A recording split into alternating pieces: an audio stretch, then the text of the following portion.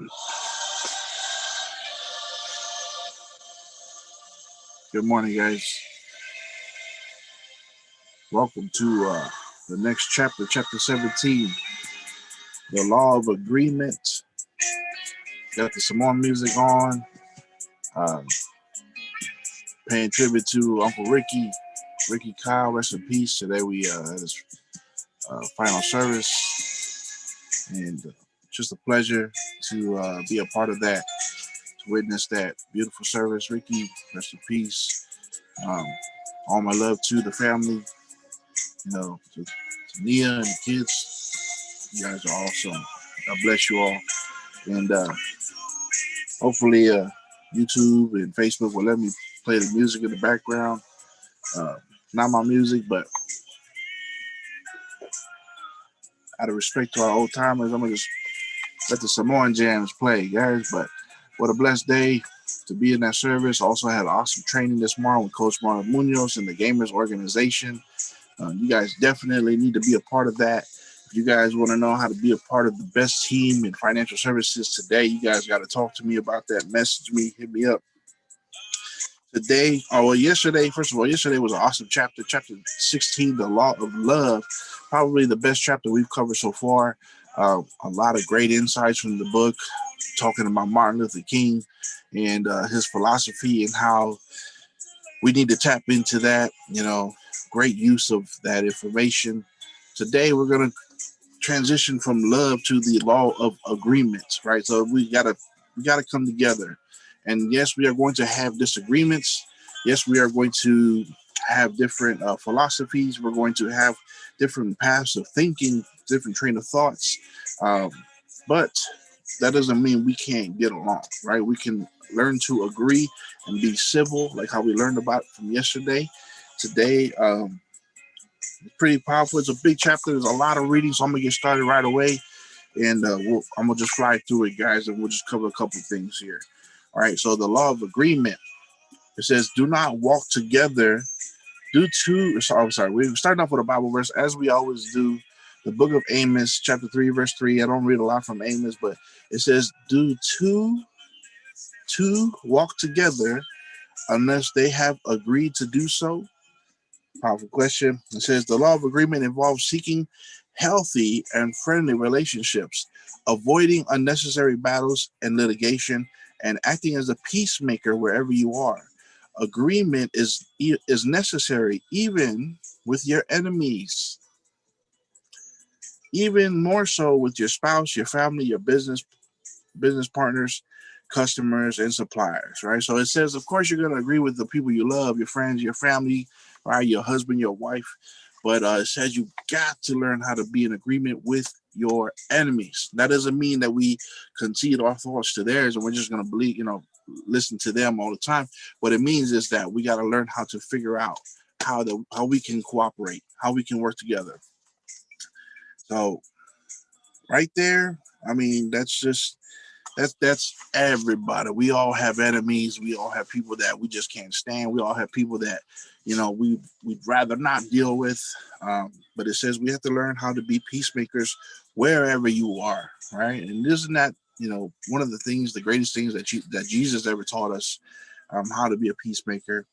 We're going to hear a lot about Jesus today and his teachings. So continuing on, it says agreements serve not just to avoid problems, but also to create something fundamental, your relationship network. It says many people forget that when others collaborate with us, our chances of success are much greater. If you want to win at anything, get some people to be on your side, right? Collaborate with people. More people equals more success. It's just an unbeatable, unrefutable law that is just, it matters everywhere, right? Specialists point to three fundamental stages in personal and professional development: dependence, independence, and interdependence. It says early in life as a baby, you start off with when starting off your career, we are totally dependent on those who are around us. Isn't that true? Like when you start a new job, you kind of have to depend on other people, learn from them, watch them, right? Shadow people. And it says that we are totally dependent on those around us. In the next stage, as a teenager or as a recently promoted employee, we become independent in our basic tasks. So it says that we know what to do in most situations. But then finally, there's another stage. As adults or high end professionals, it says that as high end professionals, we've reached the most advanced stage, the interdependence stage. And in this stage, a person knows the person knows how much they need others and how much others need them. So when you become interdependent, you are at a mastery of your collaboration with people.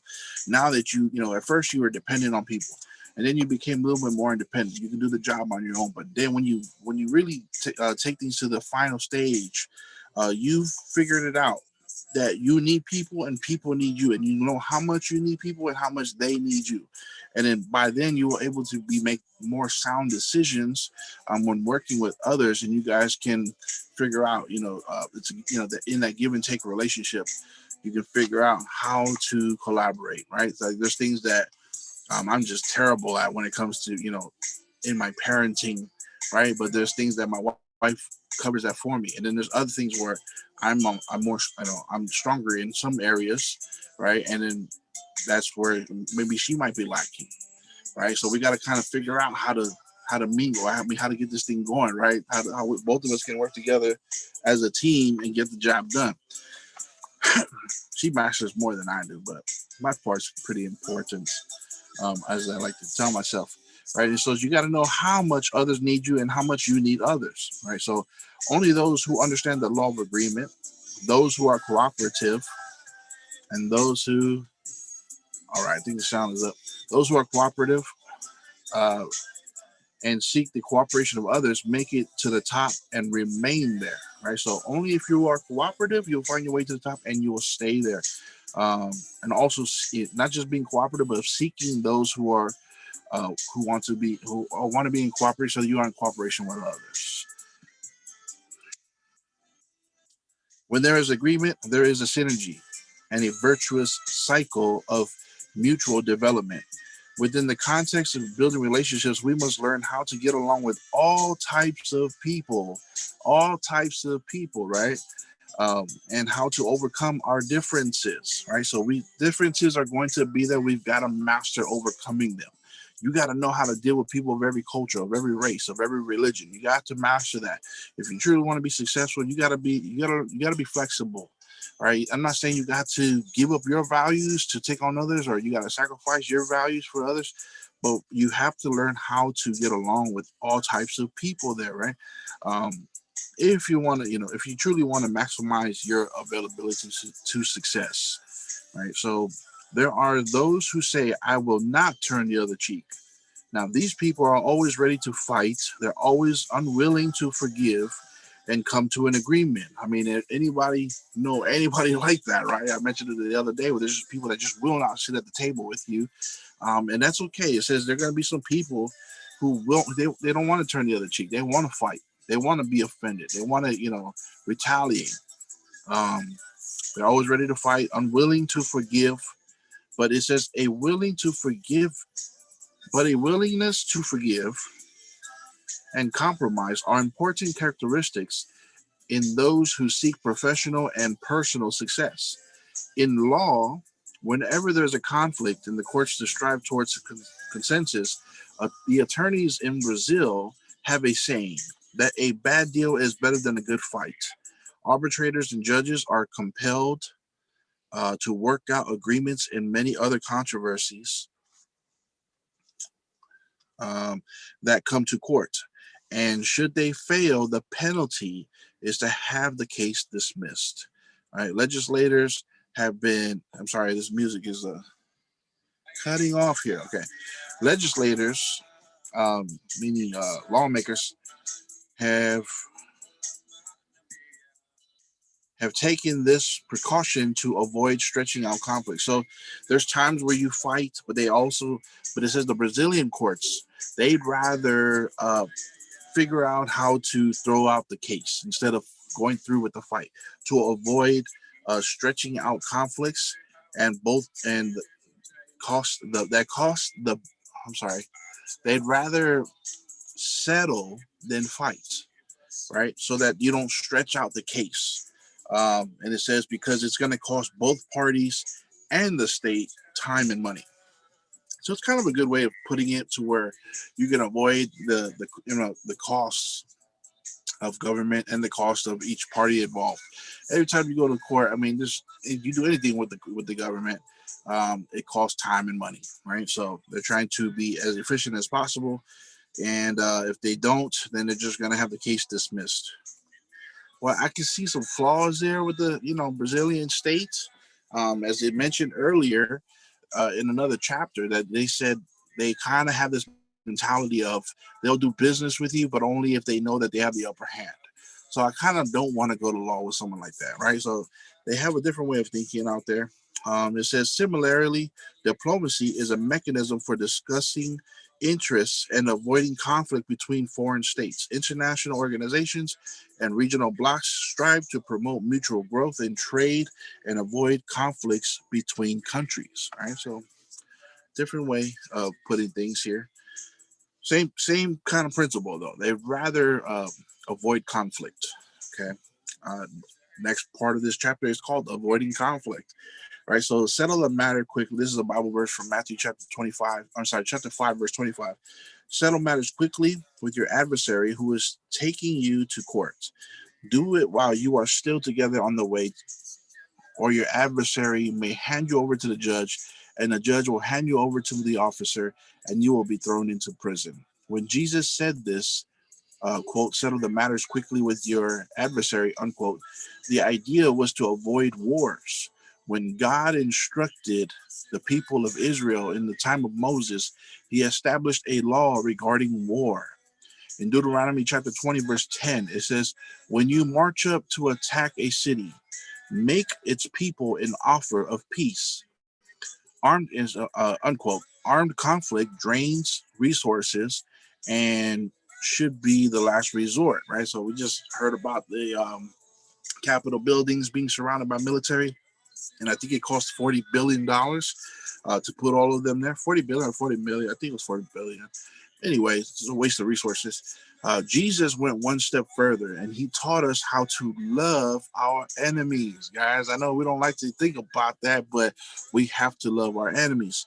The Apostle Paul also gave us a beautiful lesson. It says here in Philippians chapter 2, verse 3, do nothing out of selfish ambition or vain conceit. Rather, in humility, value others above yourself.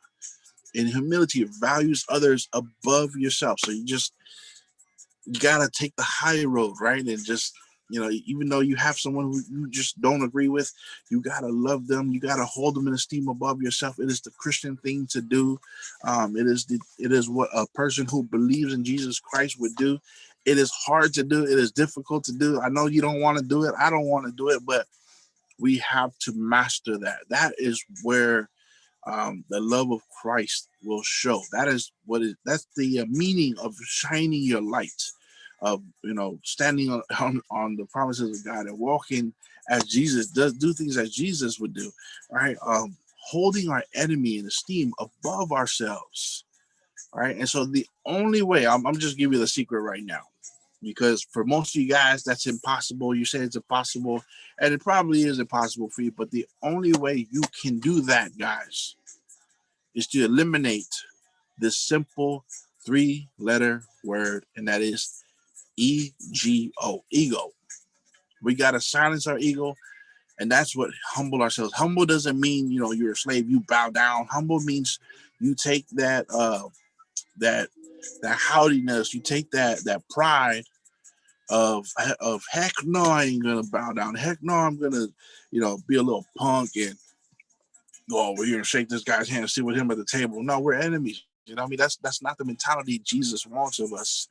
He wants us to love our enemies so much that we can shut ourselves down and calm yourself down, and you tell yourself to take a seat, and tell yourself to go relax, go chill, and just really get out of your own way.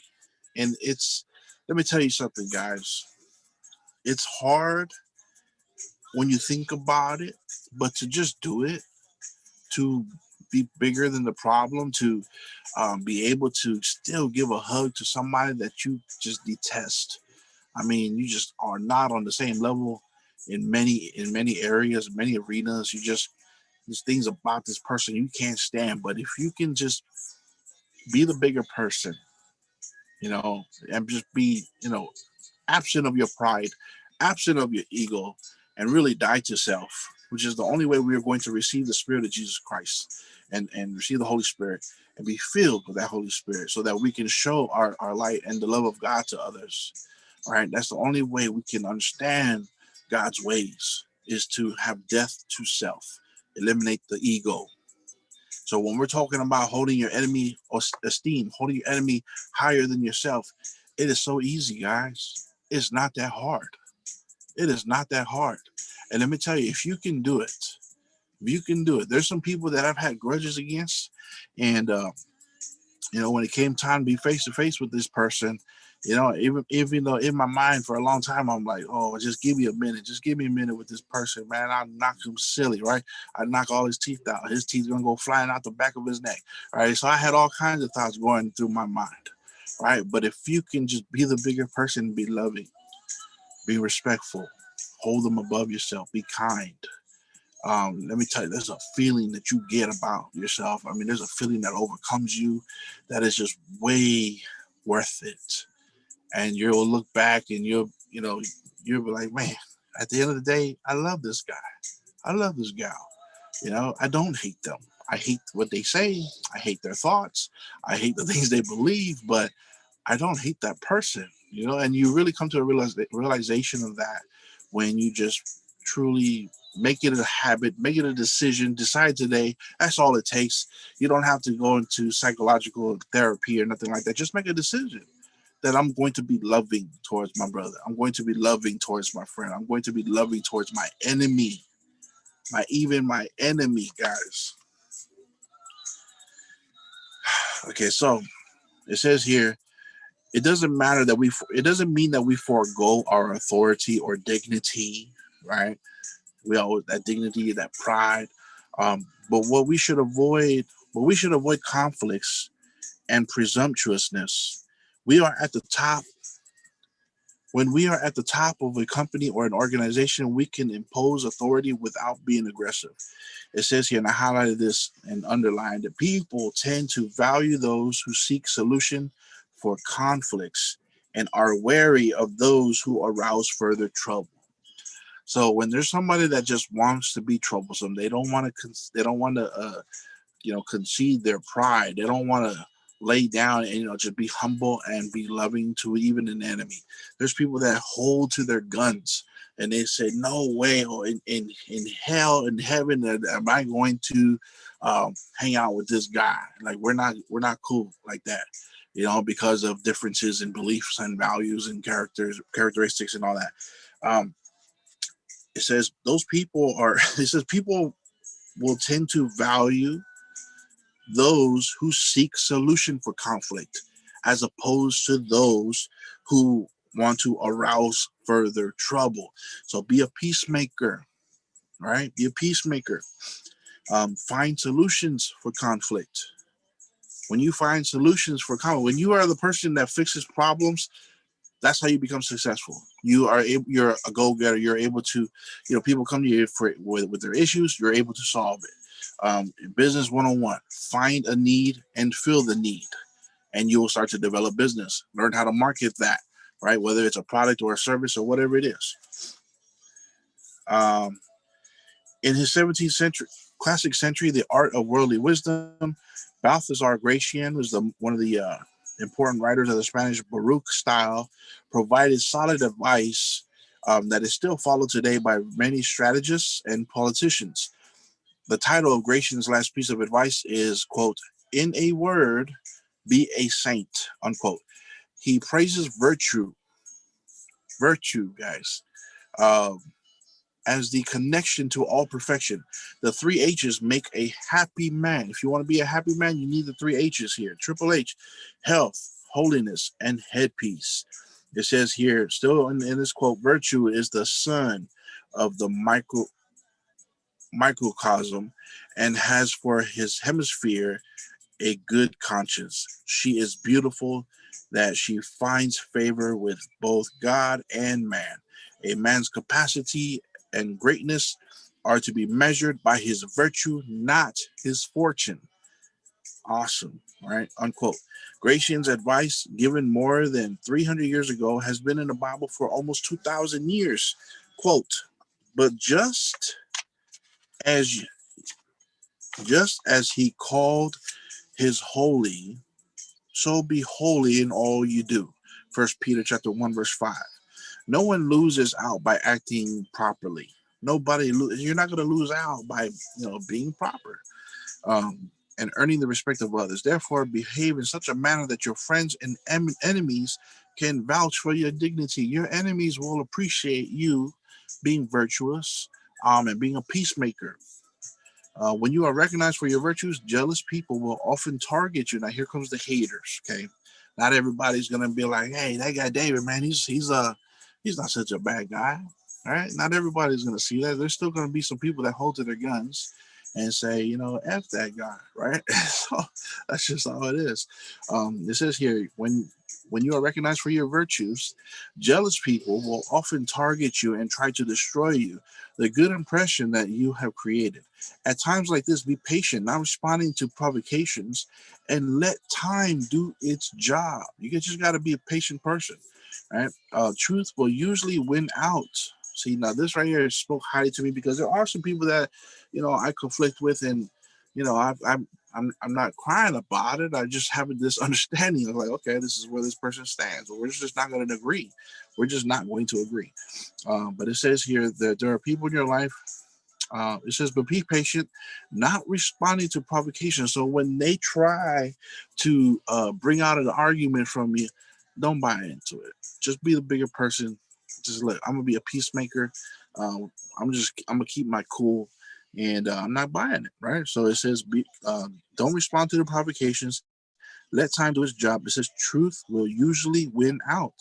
So when it comes to that, and someone wants to provoke violence, or when someone wants to provoke an argument or keep the conflict going, just be like, look, we're just gonna let time figure it out for us, right? And in due time, you'll know if you're right or wrong, and I'll know if I'm right or wrong, and that's it. Let's just we're still going to love each other. That's not saying you have to. Again, what it said is we're not trying to. You don't have to give up your dignity or anything like that. Doesn't make you a punk. Doesn't mean you leave your values. You still fight for your values. Just be peaceful with each other. It says here, but perhaps I said people's jealousy of you is a sign of your success. When people are jealous of you, they are success. That means you are successful. It says an uncomfortable sign, but a sign nonetheless. So when people treat you a certain way, just have that understanding. This is a sign that what I'm doing is working, and it's uncomfortable. It's bad. It feels bad. I don't want to feel this emotion, this tension between me and that person. I don't want that, but it says here it's a sign nonetheless. Perhaps there are people in your life who do not treat you with the same respect and concern that you show to them. But it says that is human nature, guys. Um, when you come to an understanding of that, things start to make sense. When you just say, you know what, he's just a man. I can't be mad at him. Like, yeah, it upsets me. Yeah, I wish we could be on the same page. Yes, I wish we can see things the same way, but it's human nature. It's human nature. My favorite color is blue. Maybe his is not. I'm not gonna cry about it. I'm not gonna hate him for it. I just gotta know that he has his way of thinking. Hopefully, I can convince him, and I'm pretty sure he's trying to convince me. But it says just know that it is human nature. In this uncomfortable, it is not uncommon. It is not uncommon to give goodness and in exchange receive insults, slander, deception, ingratitude. I talked about this, so the way we've been treated the past couple of months, right, in my other chapters. It is not uncommon to give goodness. You're giving goodness, and in return, you receive insults, slander, deception, ingratitude. The example of Jesus is an interesting one. The Bible reveals that some of the people that he became involved with and the people that he even helped, they despised him, even those that he helped. I just put out a video right now about the deception of the Super Bowl. And I just know that there's going to be a lot of people that watch this and go, what the heck is this guy talking about? There's going to be some people that are not going to care. There are going to be some people that are going to write it off. There's going to be some people that make fun of me for it. But I do it because I care. I do it because I give a damn. I care about your mindset. I care about what you're receiving through your gates, right? Your eyes and your ears, right? With the information that is coming to your mind. I care about that. It says, and people make fun of me. People want to be angry at me, or people just want, or they just misunderstand me. It is what it is. I just do it because I care. And it says here that even Jesus, when he helped people, and he became involved with them, there are people that, even though he helped them, they despised him. But this did not prevent his teachings from spreading farther afield. That's awesome. Meaning Jesus didn't give up just because people didn't agree with him. Jesus didn't give up just because people didn't want to receive that information. Jesus didn't give up even though he helped them, but yet they slay him. That he helped them, that he blessed them, he offered teachings, but they rejected it. And they called him all kinds of things. They called him even a devil, and so pretty crazy how they treated our Lord, right? But it says here, turning his back, it didn't stop his teachings from spreading, and turning his back on the ingratitude, meaning he turned his back on their ingratitude. Jesus pursued the mission. He kept fighting. He kept fighting, guys. And that encourages me to keep doing what I do, to encourage you with the biblical laws of success, to encourage you with the wisdom that I've received, the knowledge that I have on truth and the deception that's going on today, and trying to empower God's people and try to wake God's people up, try to wake up my Samoan people, our Tongan people, or whatever you are, right? I want to show you just a few of the things that I've discovered so that you can do what you want. The information that I'm bringing forth is just breadcrumbs to lead you to a greater truth. And there's going to be some people that ridicule me for that. Not, there's going to be some people that are thinking that I'm crazy. My mom even messaged me and she goes, did someone hack into your account? What's going on? I'm pretty sure there's a lot of people that are talking right now like, what's going on with that David guy? He's off his rocker. No, I'm doing what God put in my heart to do. And I've been meaning to do this for quite some time. Timing has brought us to where we are now. But Jesus was such this message right here, such an impactful message to me. It encourages me. Jesus continued to pursue the mission. That is what we have to do. Of the multitude of those we help, with whom we are honest, we will build an army of grateful, worthy people who will be at our side. This takes time and is worth its weight in gold in both our personal and professional lives. Therefore, do good, be cooperative, and strive for peace. Some people may attempt to take advantage of your good nature, but many others will want to associate themselves with you and your good name. So keep calm. Your friends will jump to your defense when needed. Remember, I highlighted this, remember that it is not when times are good that you discover who your true friends are, but when times get tough, that's when you discover your true friends. I made a video on true friends. Check that out. It says Proverbs chapter 17, verse 17, a friend loves at all times, and a brother is born for the time of adversity. All right. Even difficult moments can be positive. Then in those moments, you discover who your real friends are. The last part of this chapter is a long chapter, but it says keeping a positive attitude. 2 Timothy chapter 2 verse 24, and the Lord's servants must not be quarrelsome, but must be kind to everyone, able to teach, not resentful. The secret behind, that was 2 Timothy chapter 2 verse 24. The secret behind good relationships is discretion. Don't annoy your audience. Now this goes on to be how to be a good host, how to gain friendships. And I'll just jump through some of the highlighted parts here. It says, don't let people get sick of you. Don't be cloying or leave before you are asked to do so. Don't force intimacy. Heed Solomon's warning in Proverbs chapter 25, verse 17. Seldom set foot in your neighbor's house because too much of you and they will hate you. avoid avoid complimenting yourself at all costs. Okay, we all gotta stop that.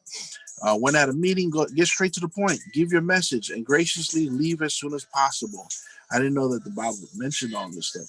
So, at Rolim Amaro, the pilot and founder of TAM Airlines, now LATAM Airlines, is attributed to saying it is better to have someone that you have to pull back than someone you have to push out. That's awesome. Uh, Eduardo Almeida, a private coach, affirms that in today's world, theological knowledge is not enough. You need professional skills, a good posture, a good relationship. And at the Ecuador event in Sao Paulo in 2012, he brought to our attention the fact that in the corporate world, it says 80% of dismissals are due to attitudes and behaviors. Only 20% of technical, only 20% were due to technical failures, meaning knowledge. The research called Executives performed by Cathol regarding hiring, dismissal, and career points. Out of 17.6% of layoffs, they are due to relationship issues, meaning they didn't get along with coworkers and bosses and are not as and not an effective supervisor. 9.3% of layoffs can be attributed to excessive absences and delays, and 5% of the employees are dismissed for lack of energy. 14.7% were the lack of expertise, and 28% were because of poor performance. Guys, getting tongue twisted over here because it's 3 in the morning. All right, so this next couple paragraphs, I highlighted all of it. One of the most important qualities people who want to thrive as part of a team is the ability to forgive and let go of mistakes and insults. All right, so we have a tendency of holding on to mistakes. When people do bad against us, we hold on to it. When people make mistakes or they are, insulting, we hold on to that. We throw it right back in their face. We just can't wait to get in front of them so we can bring it up and and expose it, right? But it says it's important to not be oversensitive and hold grudges. Meaning you got to be tough. Don't hold grudges. Don't be sensitive to what everybody's got to say. In this world, everybody's so vocal when it comes to social media. Everybody's got something to say, but it says you can't be overly sensitive to it. And it says here, don't hold grudges.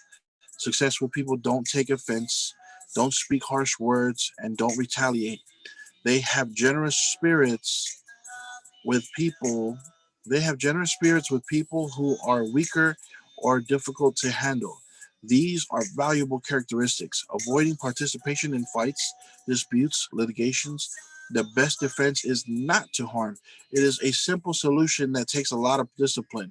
In the Bible, Solomon says in Proverbs chapter 20, verse 3, it is to one's honor to avoid strife, but every fool is quick to the quarrel. Also in Proverbs chapter 15, verse 1, he says, a gentle answer turns away wrath, but a harsh word stirs up anger. The way we respond to people, and we got to deal with people all over the place. And we're going to deal with people who are annoying. We're going to deal with people who are condescending. We're going to deal with angry people. We're going to deal with people who are, they just, upset you with their idiocracy. They're going to, make you mad with their ideologies. They're going to make you mad with their trains of thoughts, right? And their perception on things. But it says here, not to be quick to quarrel. But every fool is quick to quarrel. It is one's honor. It is your honor to avoid the fight, avoid this is the strife, right? A gentle answer turns away wrath, but a harsh word stirs up anger. I don't know about you, but I love to fight, and so I gotta take this to heart, and be a bigger person. When you choose peace instead of war, you become a delightful person to be around. You walk a lighter road, and you keep the focus on productivity. Solomon gives another great example and an important piece of advice. A person's wisdom yields patience. It is to one's glory to overlook an offense. I got some forgiving to do, right? I don't know about you, but I got some forgiving to do. I got some people to apologize to. I got some people that I got to bury the hatchet with, and see what we can do so that we can cope. Proverbs 19 verse 11. It says the Bible, and also reading on the Bible, biblical text has many different translations, but here are different versions of it. KJV says, "The discretion of a man deferreth his anger, and his glory to pass over a transgression." ERV says, "Experience makes you more patient, and you are most patient when you ignore insults." CEV says, it's wise to be patient and show what you like by forgiving others." And NLV says, "A man's understanding makes him slow to anger. It is his honor to forgive and forget a wrong done to him." If people would follow this advice, there would be less fighting. As the saying goes, it takes two to tango. Man, just feeling a little guilty. All right, and the last part, sorry, I thought that was the last part, but this is the last part. This is a short one. We're finishing off. This is the last page. Doesn't the market require you to be aggressive? Proverbs chapter 3, verse 29 to 30 says, "Do not plot harm against your neighbor who lives trustfully near you. Do not accuse him for no reason when they have done you no harm." When you choose to follow the path of pacifism and nonviolence according to the law of agreement, you will likely have at least one critic who will ask, "But doesn't the market require you to be aggressive?" Yes, yes, it does. But the disagreement is not directed towards the individuals or companies. Your aggressive posture in the marketplace is related to your ability to innovate, to acquire clients, to give visibility to your product, while we talked about branding, and the other, and to offer the most efficient service at lower prices. We want to overcome our competition, not destroy it. It is possible to be successful in the marketplace without harming others. The market is large and growing. There is room for everyone who follows the law of agreement. And we're going to finish it off with this Chinese proverb: "Be like the sandalwood," and my wife loves this one. "Be like the sandalwood, which perfumes the axe that wounds it." You got to be so resilient, and we talked about resilience, that nothing harms you. That even when people want to be mean and they want to say things and they want to post things about you, they want to comment you and make, all kinds of rude remarks and whatever it is. When people want to be rude to you in person, maybe they're just blatant, they're just right in your face, rude. Or, when people that don't agree with you, they just want nothing to do with you. They want to avoid you. It's okay. Guys, it's okay. It's human nature. We can't get mad at them for that, right? Well, we got to learn how to respond the right way. If we can just figure out how to respond the right way, we'll overturn them. We learned about it yesterday in the law of love, when Dr. King said that, "I will love you no matter what. I will love you no matter what. Do this, do that, do this, do that. But we will still love you." And he says, at the end of the day, not we will still find our victory, but there will be a double victory, because I will win you over in the process. And this Chinese proverb says, "Be like the sandalwood that perfumes the axe that strikes it." So when the axe comes and chops into that wood, what that wood does is it leaves a perfume on the axe. The axe is damaging the wood, but the wood perfumes the axe. That's such a beautiful thing to do. Beautiful way of thinking about it. A beautiful, beautiful way to think about life. It's a great concept. I love it. And I think we all need to be like that. That when people strike you, you can still love them so much because you have the love of God in you, which is greater than that offense. You can love them so much, you can forgive them on the spot. You can forgive people on demand. You can forgive people whenever you want, but you got to decide to do it first. And it is so gratifying when you can do it. There's some people that I've forgiven. There's some people that I haven't. There's grudges that I've held. But as we learned today, you can't hold grudges. if you want to be successful, and we're not just talking about making money here, we're talking about being successful as a leader, as a man, as a dad, a father, as a leader of your family, as a leader of an organization. If you want to be successful, you got to learn how to forgive. You got to learn how to cooperate. You got to learn how to band together with your brothers and sisters, even if you don't agree, even if they've been your enemies, if they we don't have to retaliate. It says it is our honor to overlook one's offense. What an awesome thing from the book of Proverbs, the wisest man ever to live, and his words hold up to that mantle, that title, the wisest man ever. We are honorable people. Let us be honorable. Let us act as honorable. There's something that we learn in our business called world class, and that is a word, a statement, a phrase that we take to heart, my wife and I. When you are world class, people will come over to your house and insult you.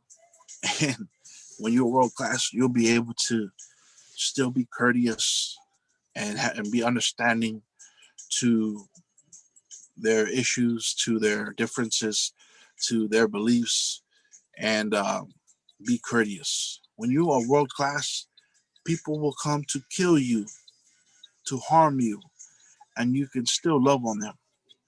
People will be rude to you, and you can still love on them. When you are world class, the little petty things, the little arguments, the little statements here and there, the little comments, they don't matter to you. When you are world class, all of that is beneath you.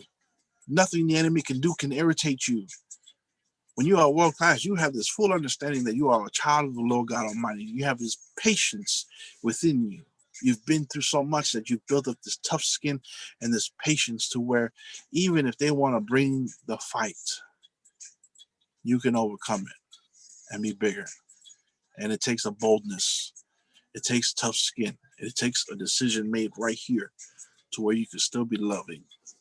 And when you are among, the presence of that person that irritates you, when you're in that person of your enemy, they will look at you and they will be so confused because whatever they try to do, it does not phase you, doesn't hurt you, doesn't harm you, doesn't affect you at all.